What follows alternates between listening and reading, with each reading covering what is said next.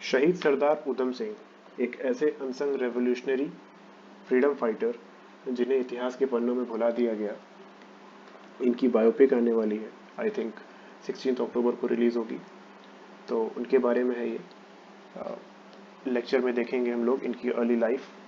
काफ़ी स्ट्रगल थी, इनके पूरी लाइफ में स्ट्रगल था। और जलियांवाला बाग मैसेकर से इनका क्या रिलेशन था, कैक्सटन हॉल में कैसे इन्होंने जनरल डायर को मार दिया था, और उसके बाद इनका एग्जीक्यूशन कैसे किया गया था।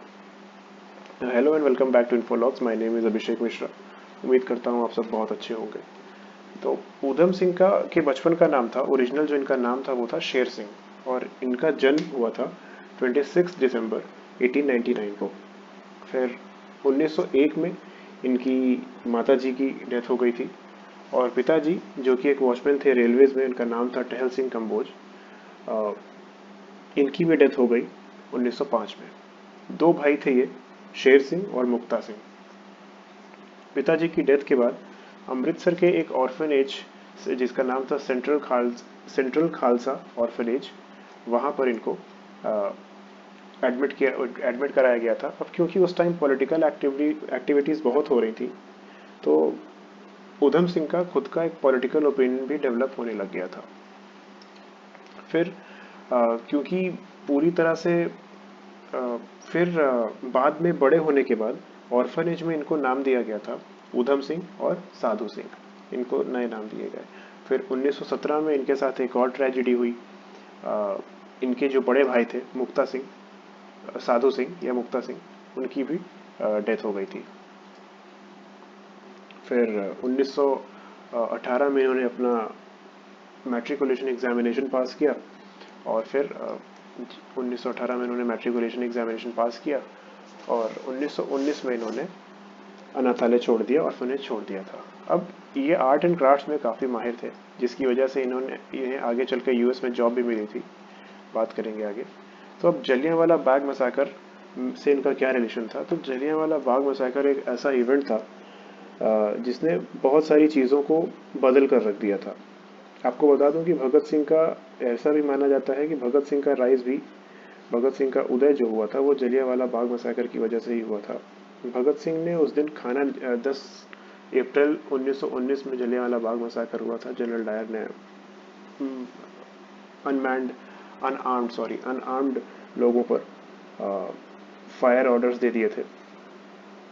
तो उस दिन भगत सिंह ने खाना नहीं खाया था पूरे दिन, और एक बॉटल में उन्होंने जलियांवाला बाग की मिट्टी को भरकर अपने पास रखा था। और जब उनकी माँ ने उनसे पूछा कि क्या है ये, तब उन्होंने कहा था कि ये मेरे भाइयों और बहनों की खून से सींची हुई मिट्टी है। तो ऐसे थे। अब जलियांवाला बाग मैसाकर को समझने के लिए हमें थोड़ी सी हिस्ट्री में जाना पड़ेगा। तो 1885 में डब्ल्यू सी बनर्जी और ए.ओ. ह्यूम ने कांग्रेस बनाई थी। Congress was founded by W C Banerjee and A O. Humes. और 1915 तक कांग्रेस ने कुछ खास किया नहीं था विथ रिगार्ड्स टू फ्रीडम। वो तो महात्मा गांधी थे। जब 1915 के बाद महात्मा गांधी ने कांग्रेस को ज्वाइन किया, तब कांग्रेस का राइज हुआ। फिर 1909 में 1909 में विंटर मॉडलर रिफॉर्म्स आया रॉलेट एक्ट के नाम से, जिसमें ट्रेड ट्रेड यूनियंस और स्ट्राइक्स और टेररिस्ट एक्टिविटीज़ के लिए काफ़ी स्ट्रिक्ट रूल्स थे, जिनके खिलाफ सत्यपाल सिंह, डॉक्टर सत्यपाल और सैफुद्दीन किचलू, ये दो लोग प्रोटेस्ट कर रहे थे। और क्योंकि ये प्रोटेस्ट कर रहे थे अगेंस्ट दिस रॉलेट एक्ट, और तो ब्रिटिशर्स ने इनको अरेस्ट कर लिया इनके प्रोटेस्ट की वजह से। और इनकी अरेस्ट की वजह से जो लोग प्रोटेस्ट कर रहे थे जलियांवाला बाग में, ब्रिटिशर्स ने क्योंकि इनको अरेस्ट किया था, तो इनकी अरेस्ट के लिए इन प्रोटेस्ट कर रहे थे। ऑलमोस्ट 20,000 लोग वहाँ उस जलियांवाला बाग में इनकी अरेस्ट के अगेंस्ट प्रोटेस्ट कर रहे थे। फिर ब्रिटिश ट्रूप्स ने इनको चारों तरफ से घेर लिया था जलियांवाला बाग में। फिर उधम सिंह वहाँ पर पानी वगैरह सर्व कर रहे थे, जो भी ज़रूरत थी वहाँ पर प्रोटेस्टर्स को, वो सारी चीज़ें वहाँ पर मुहैया करा रहे थे उधम सिंह और उनके कुछ दोस्त। जनरल डायर ने इनको घेर लिया, और बिना किसी वार्निंग के ब्रिटिश ट्रूप्स ने गोली चलानी शुरू कर दी। अब एक चीज़ थी, ये थी वहाँ पे कि जलियांवाला बाग जो था वहाँ पर केवल एक ही कॉमन गेट था जहाँ से लोग आते भी थे और जाते भी थे। तो there was only one gate for entry and exit and both that too was barred by the soldiers. British soldiers जो थे वो भी उन्होंने उसको ब्लॉक कर दिया था। अब कोई बाहर जाने का रास्ता था नहीं, भागने का रास्ता था नहीं। इसकी वजह से 1500 लोगों की ऑन द स्पॉट जान चली गई, मार दिया गया था, और 1200 लोग घायल हुए थे। और ऊधम सिंह को इस मैसाकर की वजह से काफ़ी दिक्कत हुई, काफ़ी तकलीफ हुई थी।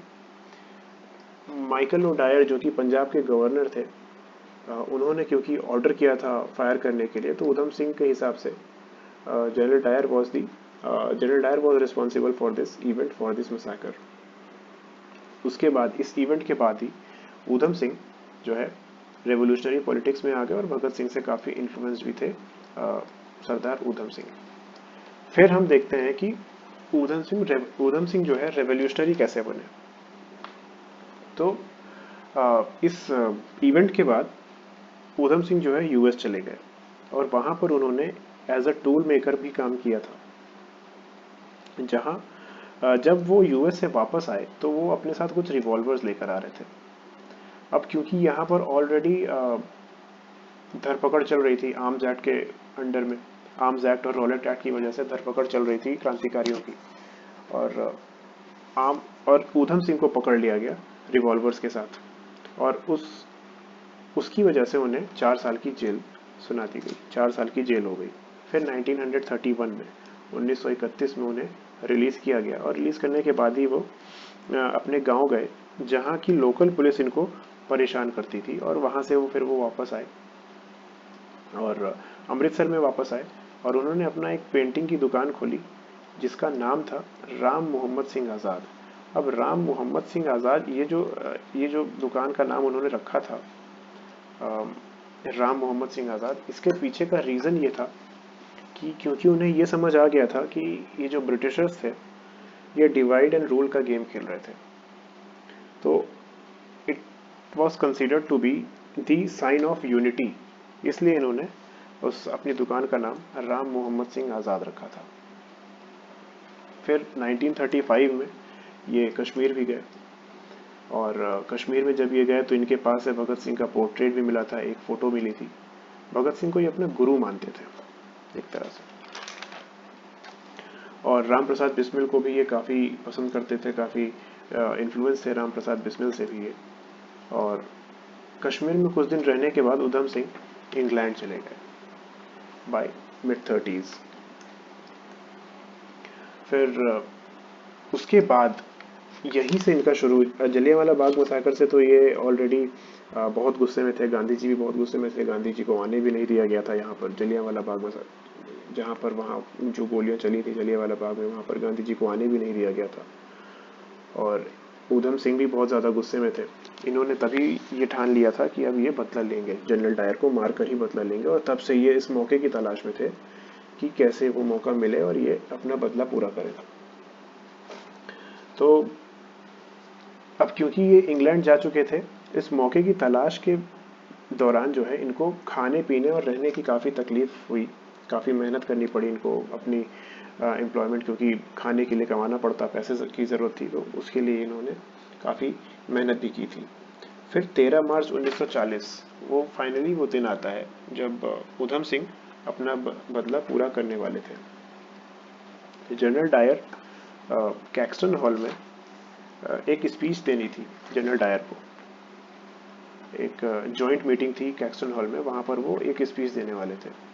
ऊधम सिंह ने अपने आप को पूरी तरह से ब्रिटिश की तरह अपने आप को तैयार किया था, और एक बुक में उन्होंने अपनी रिवॉल्वर फिट कर ली थी। और जब जनरल डायर स्टेज पर अपनी स्पीच देना शुरू ही कर रहे थे तभी उन्होंने 6 गोली दागी, जिसमें से एक उनके सीने पे लगी और पीछे से निकल गई, और दूसरी उनके पैर पे लगी, और जिसकी वजह से इमीडिएटली जनरल डायर की मौत हो गई वहीं पे। कुछ लोगों, क्योंकि उन्होंने भीड़ में फायर किया था तो कुछ लोगों को थोड़ी बहुत इंजरी हुई थी, हालांकि बहुत सीरियस नहीं था, और उनको उसी कैक्सटन हॉल में तुरंत अरेस्ट भी कर लिया गया था। फिर फर्स्ट अप्रैल 1914 को उनको उन पर चार्ज लगा मर्डर का, जनरल डायर के मर्डर का चार्ज लगा उनके ऊपर। और फिर उनको कस्टडी में लिया गया और ब्रिक्सटन प्रिजन में उनको रखा गया। और फिर ट्रायल चला और उनको कन्विक्ट कर दिया गया for the murder of General Dyer और डेथ सेंटेंस दी गई उन्हें।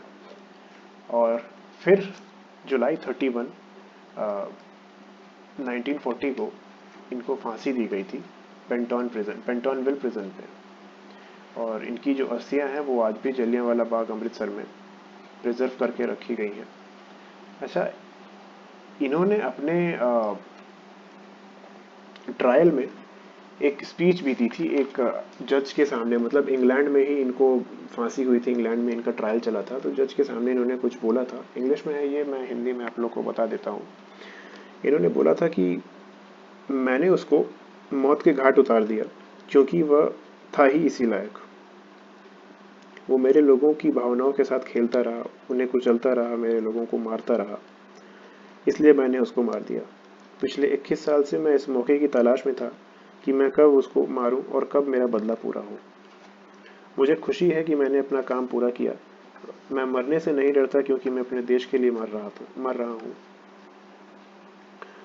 मैंने अंग्रेजी हुकूमत के सामने अपने लोगों को मरते देखा है और इसका विरोध करना ही मेरी ड्यूटी थी, मेरा काम था।